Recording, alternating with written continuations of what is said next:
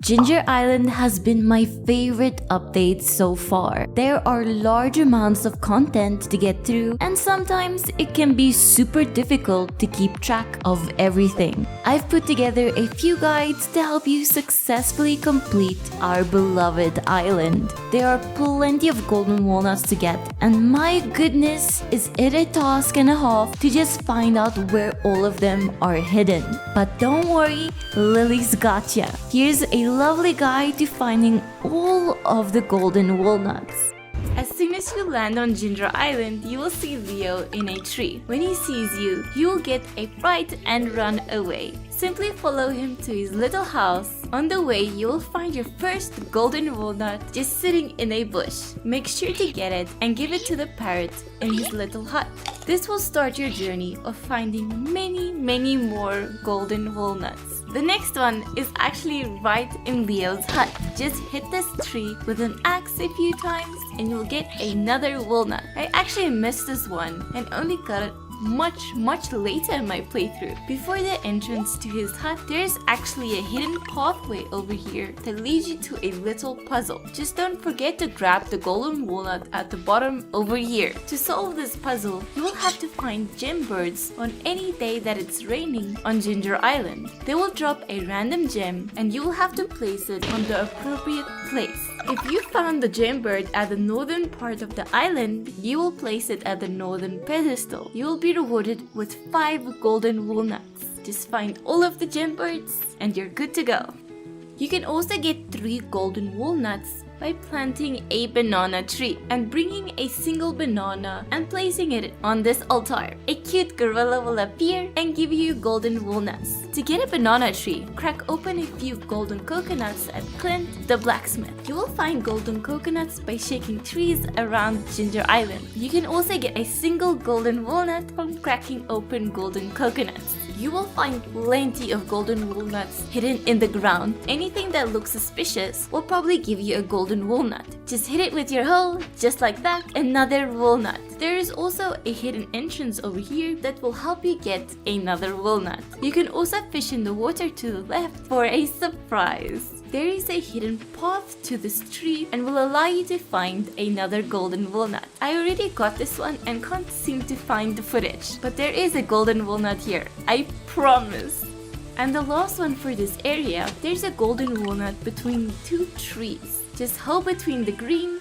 Close to the entrance to the volcano are also quite a few golden walnuts. Hoe the ground right here for one of them, and hidden behind this tree is another. Sometimes these golden walnuts are hidden in plain sight. Once you have found the journal note number 10, you will be able to hoe under this tree for a golden walnut and an ostrich egg. Unfortunately, hoeing this spot before you have found the note will not get you the golden walnut. You can also find one by hoeing between these rocks right over here.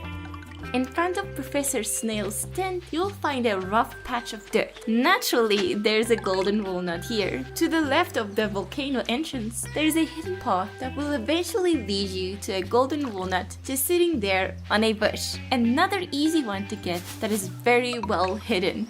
To the right of the volcano entrance, there is a golden walnut in this tree. Use your slingshot to hit down the golden walnut.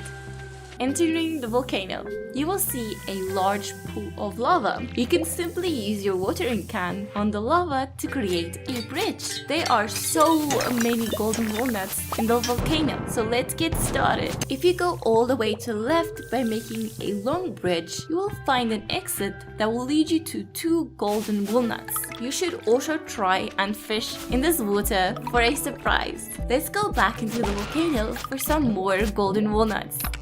You can find up to 17 golden walnuts in the volcano by doing all kinds of stuff. Defeating enemies will give you golden walnuts. Mining rocks and ores will also give you golden walnuts. And naturally, you will also get some from opening chests. These should be pretty easy to get. Defeat enemies, use bombs on large clumps of rocks, and eventually you will get all 17. If you are ever unsure if you are missing any golden walnuts, remember you can speak to the parrot in Leo's hut. He will give you hints on where you are missing golden walnuts. Diving deep into the Volcano dungeon and getting all the way to floor 10 will get you 2 golden walnuts as well as a prismatic shard. Quite a decent reward, I must say. Some of the easiest golden walnuts to get as you land on Ginger Island are by fishing. You can get up to 5 golden walnuts just by fishing anywhere on the island. You only need 10 golden walnuts to unlock the west side of the island. But unlocking this section will unlock tons of content and will allow you to get plenty of golden walnuts. Right over here on the beach is an X in the sand. Guess what you will get from holding this spot? In front of Mr. Key's golden walnut room is a golden walnut just sitting in plain sight on this bush. Right across from that X, you will see 4 spots on the ground. Between them is another golden walnut. If you go up from the beach, you will find some tiger slimes. You can get a single golden walnut from defeating them. They are actually pretty tanky and hit very hard, so be careful when you're facing them. After getting that walnut, continue going up and you will find another golden walnut just sitting on this bush. It is kind of hidden, but not that bad. Then go up here into this very hard to see cave. There's a fun puzzle here. This puzzle is a Simon Says game. Click on the statue and let the games begin. The gems will light up and play a sound. You will simply have to click on them in the same order that they played initially. It starts off pretty simple with only 3 tunes and gets more difficult as it continues. You will have to get it right 5 times in a row to get 3 golden walnuts. Let me know if you struggle with this puzzle in the comments. I almost spent an entire in-game day trying to solve this puzzle. Across the bridge and between these patches of grass, you can find another golden walnut. There is also a hidden room through this wall. Sorry, I did this one really late at night and it's basically impossible to see what's going on here. But try to get through this tunnel and click at the end for a golden walnut. Again, sorry about the visibility on this one. Here, where you defeated those slimes, there is a golden walnut on a bush over here. It is hidden by this tree and I also missed this one until much later in the game. You can unlock a farm on Ginger Island by donating 20 golden walnuts. Then you can start farming on Ginger Island. You should definitely be farming on Ginger Island because you can get up to 5 golden walnuts from harvesting crops on your Ginger Island farm. Under your Ginger Island farm, you will see these rocks filled with mussels. You should also mine these as you can get up to 5 golden walnuts from these. Once you have received the journal scrap number 6, you will be able to hoe in the corner here for a golden walnut and a pearl. You can enter the shipwreck over here for another golden walnut. These things are very well hidden. Over here on the beach, you will find this little guy who pops his head out and taunts you. You can place items over the holes to prevent him from running away. I used stone flooring. Then just whack him with your sword and you can get another golden walnut. Hoe on this spot here for another golden walnut, and over here there are 4 shells. Hoe in between them for another golden walnut. To the left of Mr. Key's golden walnut room, you can squeeze through here and continue all the way to the end. There you'll find another golden walnut just sitting over there. Next to your Ginger Island farmhouse, there is a small cave with a frog guy in it. He has a small quest for you. All you need to do is plant and grow melons, wheat, and garlic on your farm. Once they have fully grown, just speak to the frogman and you will get 15 golden walnuts. Remember that you shouldn't harvest them, otherwise it won't count. You can buy melon seeds in summer and you can buy garlic and wheat seeds in fall. If you like this video, consider hitting subscribe. I would really appreciate that. Alrighty, back to the video. You can restore the beach resort right in front of Willie's boat for 20 golden walnuts. When it isn't raining, some townspeople will come to the beach resort, which is pretty cool. But by restoring the beach resort, you will unlock the right side of the beach. Here you can enter a pirate cove, and at the very end of the pirate cove, there is a single patch of dirt that you can hoe for a golden walnut. The word golden walnut is starting to sound funny to me now. On the beach, you can fish in this star-shaped pool of water for a golden walnut and hold this little spot over here for another one. If you come into the Pirate Cove on any even day after 8 p.m, there will be a bunch of pirates here, and then you can play darts with this pirate man. You have to reach 301 points within a certain number of throws. Do this 3 times for 3 golden walnuts. If you come to the beach when it's raining, there will be a mermaid here, and you will need to play her a song for some golden walnuts. Place a flute block under these stones and then tune them. The big stone is 5 clicks and the small stones are 1 click. So from left to right, it's 2 clicks, then 11, then 9 clicks, then 5, and finally 7 clicks. Once you have tuned all of the flute blocks, walk across them from the left to right, and the mermaid will reward you with the 3 golden walnuts. To get the recipe to craft a flute block, give gifts to Robin until you have 6 hearts with her. Restoring this bridge for 10 golden walnuts will give you access to the dig site and a bunch of golden walnuts. Up from the dig site and to the left, you can find a golden walnut, and if you go to the right through this hidden tunnel and over this bridge, you can find another golden walnut. I missed this initially, but there is also a golden walnut if you hold between the rocks right over here. You can free Professor Snail by using a bomb on that rock blocking a mushroom cave, and then you can do some tasks for Professor Snail. The first and easy to complete tasks are the survey questions. The answer to the first question is 22 and the answer to the second question is 18. Then you will need to find a bunch of fossils around Ginger Island and donate them to Professor Snail for 11 golden walnuts. I didn't want to make this video too long, so there's a link in the description showing the locations of every fossil. Now, for the last 5 golden walnuts, speak to Birdie to get a quest and a war memento. Then take the war memento to Kent and he will give you some tomato salt. Bring the tomato salt to Gus at the Stardrop Inn and he will reward you with a Stardew Valley rose. Sandy will love this, so bring it to her and she will give you an advanced TV remote. George will really appreciate this remote and reward you with a shiny stone that you can then give to the wizard. The wizard is reluctant to reward you, but after some convincing, he will give you a worm? What are we gonna do with a worm? I guess we can give it to Willy so you can use it as bait. And then finally, Willy will give you a pirate locket that you can then give back to Birdie. Doing all of that will give you 5 golden walnuts. Quite the fish quest, I must say. And that's it. That's all of the golden walnuts. The volcano is a great addition, but some of these enemies can be quite tough to deal with. So here are a bunch of tips and tricks to easily get to floor 10 in the volcano. Once you have reached Ginger Island, you'll be able to get to the volcano. Just go straight up from Willy's boat and you'll find the entrance to the volcano. In the volcano, you'll see a large lava pool that you cannot cross, or can you? Simply use your watering can and you can make a bridge. Now be smarter than me. I have a level 1 watering can. Upgrading your watering can can be very helpful, especially later in the volcano. Trust me. The volcano is a little bit different than the regular mines and the Skull Cavern. First, it only has 10 levels. There are 4 regular levels. Then floor 5 is a safe level. Here you will find a dwarf shop selling some explosives and some nice shoes.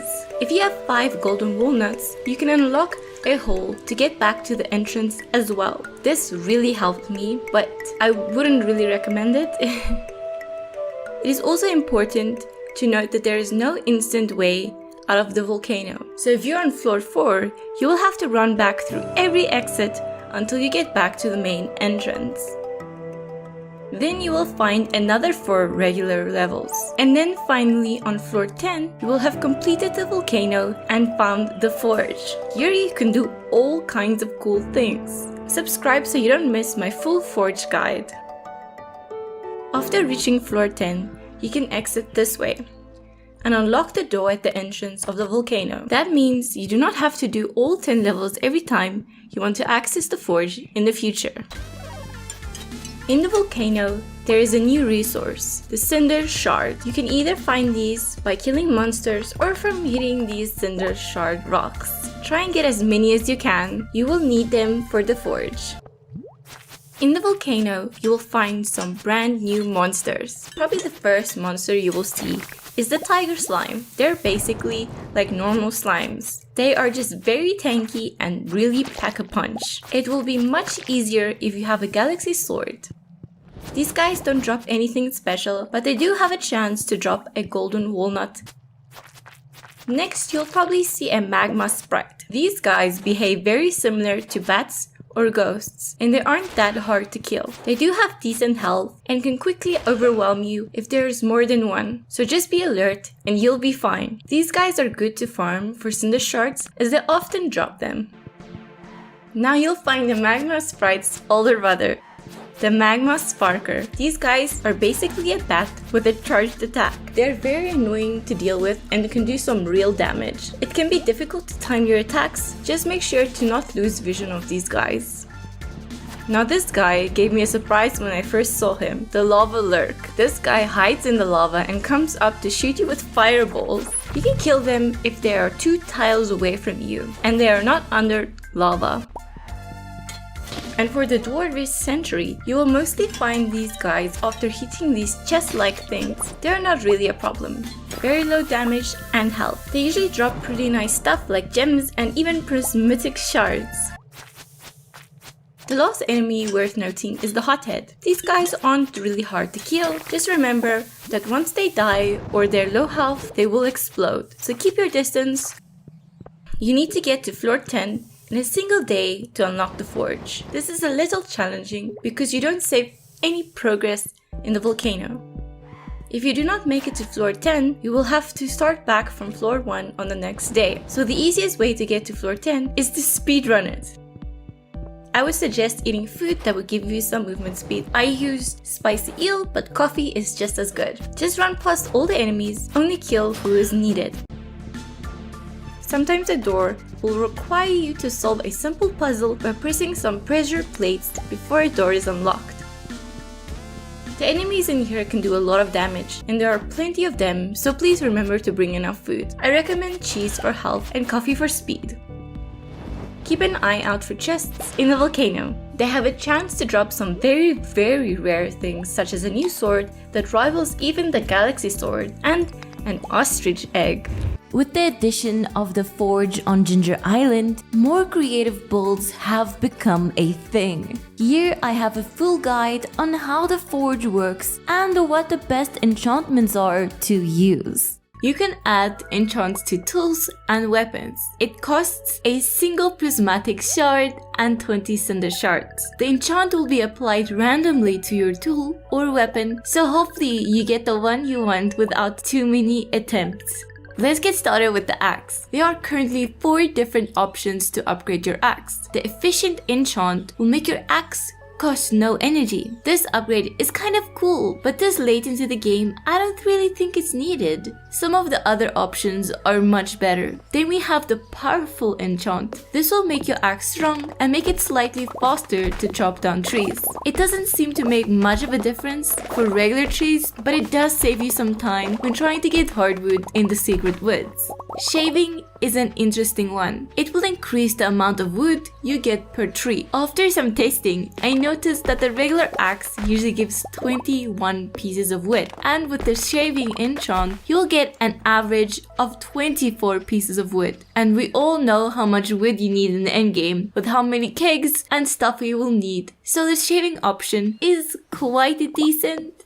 My favorite enchant is the Swift enchant. If you are playing on PC, you can download a macro tool to allow you to animation cancel. The Swift axe seems to be as fast as if you had animation cancelling macro. It is considerably faster than the regular chopping animation. I think I will always go with the Swift enchant on the axe. Now console players can technically cancel animation as well using this enchant. For the pickaxe, we have quite a few options, and one of my favorites is the powerful enchant on the pickaxe. Usually it would take 4 hits to harvest some iridium nodes, but with the powerful enchant, it only takes 3 hits. It doesn't sound like it would make that much of a difference, but I kind of like it. Hitting an iridium node 4 times can get quite tedious when you are on floor 500 and there are tons of iridium ore all over the place. The pickaxe also has an efficient enchant which will allow you to use your axe without using any energy. I think this enchant would be better if we could get it earlier in the game, but this late into the game we already probably have plenty of food, so energy isn't really a problem anymore. Just like the wood axe, you can get the swift enchant on the pickaxe. This is a must because you can rush through the mines super fast. I'm having a hard time deciding between the powerful enchant and the swift enchant. The swift enchant will make it easier to find ladders on the easier floors, and the powerful enchant will make harvesting iridium easier. Now, which one do I prefer? The hull has many options. Let's chat about the generous enchant first. It is quite simple. It will give you a 50% chance to get double items from hoeing the ground. I always use this enchant when I need tons of clay because it actually does make a big difference. The archaeologist enchant will increase the chances of finding artifacts on those wormholes. I would pick this enchant if you haven't completed the museum collection yet and just need some artifacts. Otherwise, some of the other options are much better. The efficient enchant will save you some energy, and the swift enchant will make it faster to use the tool. I kind of like the swift enchant because it can save you a lot of time if you have large areas to hoe, but the reaching enchant is a little bit more satisfying for me. It increases the radius of your hoe by 1 tile. An iridium hoe can hoe around 18 tiles. An iridium hoe with the reaching enchant can hoe 25 tiles at once. I think the swift enchant is actually more effective, but I prefer the reaching enchant because bigger is better. Now we have watering cans. Naturally, efficient enchant means no energy costs, and the swift enchant makes it work faster, the same as the previous tools. The watering can also has the reaching enchant that will increase the range of your tool to be the same as the hoe. I prefer the reaching enchant on the watering can too, but there is another one that can be pretty good as well. The watering can has a bottomless enchant. This means your watering can will never run out of water. You can just water forever without needing to refill it. When you need to water a huge area, this enchant can be quite effective. The fishing rod has a few fun enchants. There is an auto hook enchant that will automatically start the catching process. I think this one could be quite useful if you aren't paying full attention to the game, like if you are just chilling and watching someone on YouTube on your other screen. The preserving enchant will give you a 50% chance that your bait or fishing tackle won't be consumed after each catch. This works very well when you are using magic bait because that stuff is expensive. And then there is the master enchant. This one will increase your fishing level by 1, making it slightly easier to catch some fish because your fishing bar will be bigger. You can pair that with some fishing food and your bar will be absolutely huge, making it easier to catch some of the legendary fish. Before we continue, if you have been enjoying this video so far, please consider leaving a like. This helps the YouTube algorithm out a bit. I would really appreciate it. Now onto the fun stuff, the weapons. The Crusader enchant is really good. It will increase your damage to ghosts and mummies by 50%. It will allow you to kill mummies without needing to use bombs. I am a big fan of this one because mummies just annoy me so much.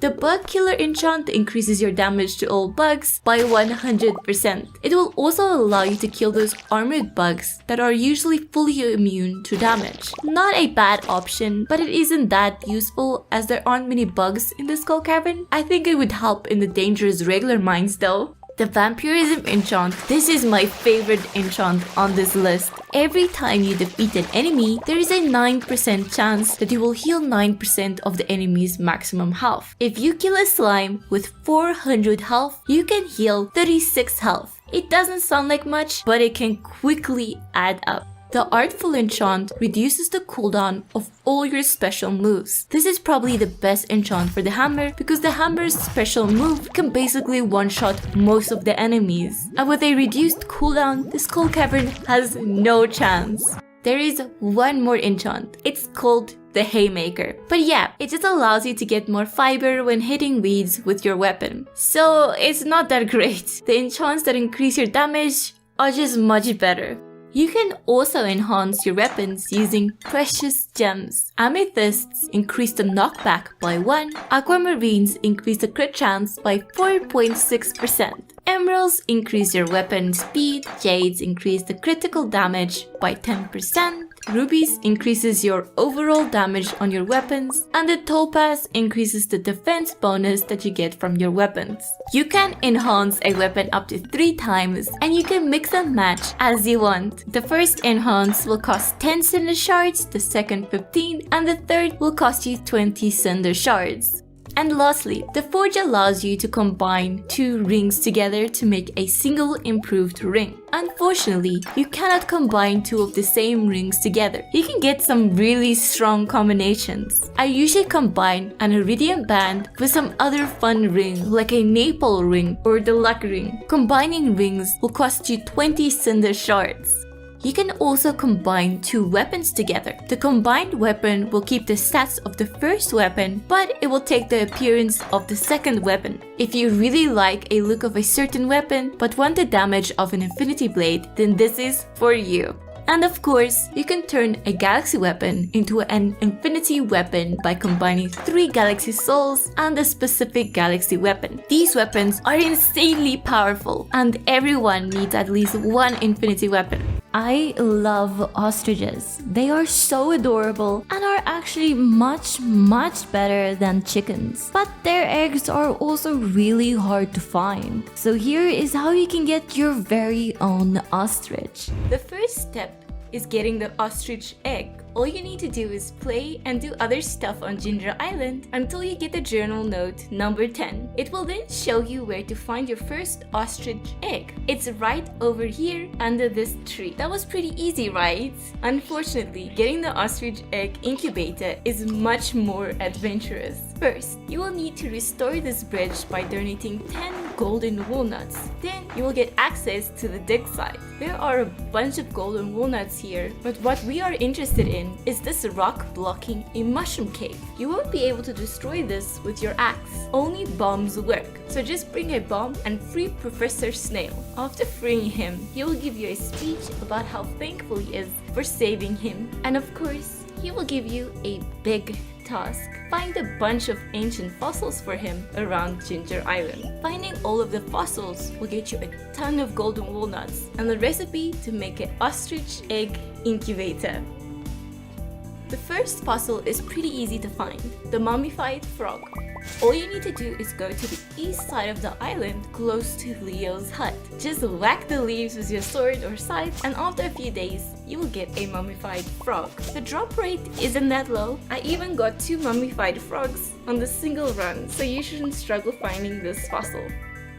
Next up is the mummified bat. Also another really easy one to find. Just dive deep into the new Volcano dungeon and mine rocks and minerals. Eventually, you will get the mummified bat. To make life a little bit easier, bring some bombs and destroy large chunks of rocks for higher efficiency. Next up, let's take a look at the fossilized snake. The fossilized snake is much more difficult than the previous 2 since it requires more than 1 fossil, and some of the pieces have a much lower drop chance. First, you will need to find the fossilized snake skull. This one can either be found by fishing on Ginger Island Farm or by hitting wormholes on the dig site. Not too hard to get this one. The snake vertebra is where it gets tricky and kind of frustrating. You can only find it by hitting worms on the beach under your ginger farm. The problem here is that these worms hardly show up, and when they do, they rarely drop the snake vertebra. This took the longest amount of time to find, and you will need to find 2 of them. Good luck! Now that we have all of the previous fossils, we can work on the fossilized large animal. First up is the fossilized ribs and legs. You can find both of them by hitting these rock bones at the dig site. You will need to find 2 fossilized legs and 1 rib. You will find them in no time. The large animal has 6 pieces before it's fully restored. One of them can be found by cracking open golden coconuts. You can find golden coconuts by shaking trees on Ginger Island, and eventually you will get quite a few of them. They have pretty great stuff inside of them like tree sapling and iridium ore. If you struggle to get this fossil, you can trade regular coconuts for golden coconuts at the island trader. The fossilized spine is the 5th item we need to find to complete the large animal fossil. You can get it by fishing right over here by the dig site. I was pretty lucky and got it pretty early on, but I heard the drop rate is actually really low. Hopefully you can get it easily like I did. We are almost there. Just the one more fossil left to complete the set. And the last item is the fossilized tail. The fossilized tail is almost as hard to get as the snake vertebra. You will need to use your panning tool to pan these golden spots in the water by the dig site. The issue here is that the golden spots don't appear that often, and when they do, you get plenty of random stuff that you don't actually want. Eventually, you will get the fossilized tail and be done collecting all of the fossils to complete all the sets. Now we just need to complete the sets and hand in the pieces to Professor Snail. Donating all of the fossils will get you 11 golden walnuts, which will definitely come in handy. Professor Snail will also give you some tree saplings, and yes, the recipe to craft the ostrich egg incubator. That was quite the journey, but let's craft this thing and hatch our ostrich. To craft the ostrich egg incubator, all you need is 50 bone fragments, 20 cinder shards, and 50 hardwood. You can only place it in a deluxe barn, but for some reason, I was under the impression that it would go in the coop. After placing it, place your ostrich egg in the incubator and wait 12 days. And just like that, you have an ostrich. They are cute and will produce ostrich eggs. A single ostrich egg can be placed in a mayonnaise machine and will produce 10 mayonnaise per egg, which is pretty impressive. I'm not sure how frequently the ostrich produces an egg, but maybe we can replace all the chickens with ostriches.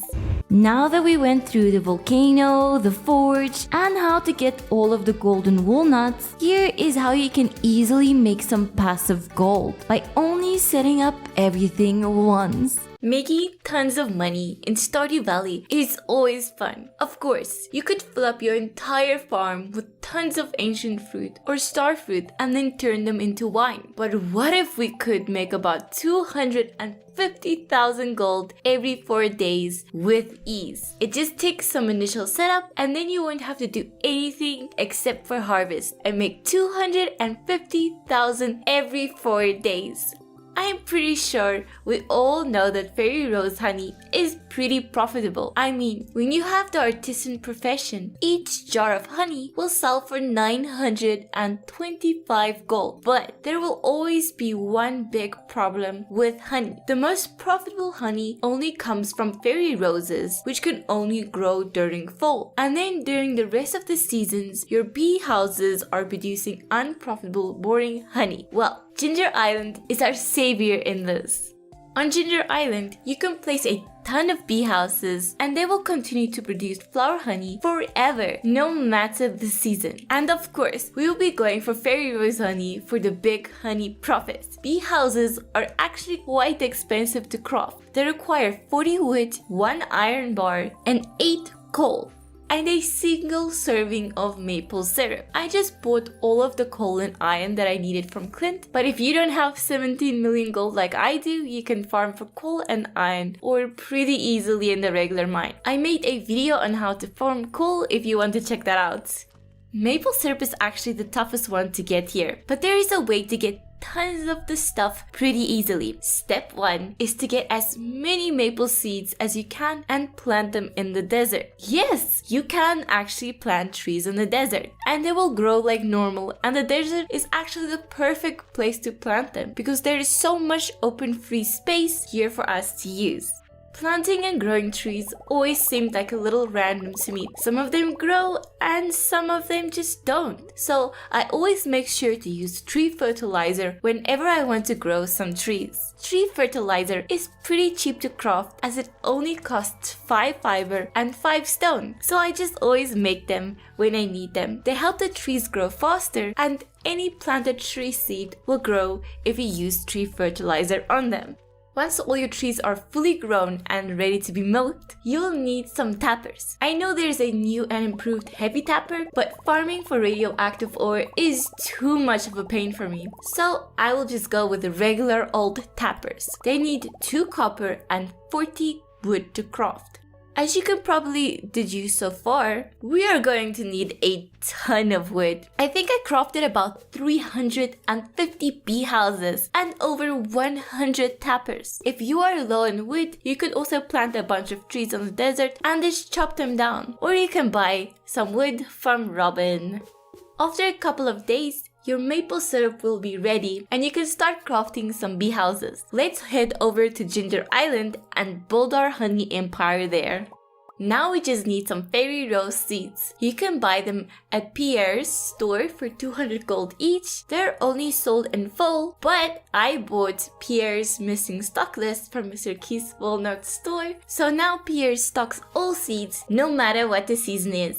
I was under the impression that I could place 1,000 bee houses on Ginger Island, so I instantly tried to plant some fairy roses on the beach under your farm. To my surprise, you can't grow stuff here. This made things much more complicated. And to make it worse, you can't plant crops on the grass either, meaning you are actually a little bit limited on how many bee houses you can have. Of course, you can place as many bee houses as you want, but without the flower, the honey they produce isn't worth it. Unless I am mistaken, over here to the left is the only place on Ginger Island where you can grow crops, except for the right in front of your farmhouse, of course.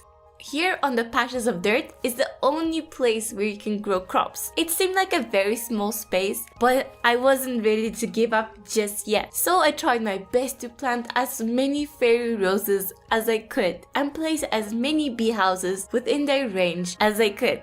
To make your life much easier, I would recommend using deluxe retaining soil with your flowers. The fairy rose takes 12 days to grow, which is quite long. You could manually water them or you could use a sprinkler, but deluxe retaining soil just makes life so much easier. Something very important for me, to make it impossible to accidentally harvest a flower, because that has happened to me way too many times since I wanted a ton of bee houses. It could be pretty easy to accidentally pick up the flower when rushing through here.